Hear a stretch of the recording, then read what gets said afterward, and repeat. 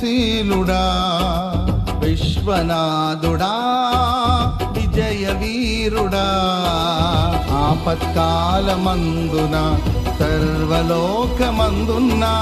దీనజనాళి దీపముగా వెలుగుచున్నవాడా ఆరాధింతు నిన్నే లోకరక్షకుడా ఆనందింతు నీలో జీవితాంతము నీ కృప ఎంత ఉన్నతమో వర్ణించలేను స్వామి.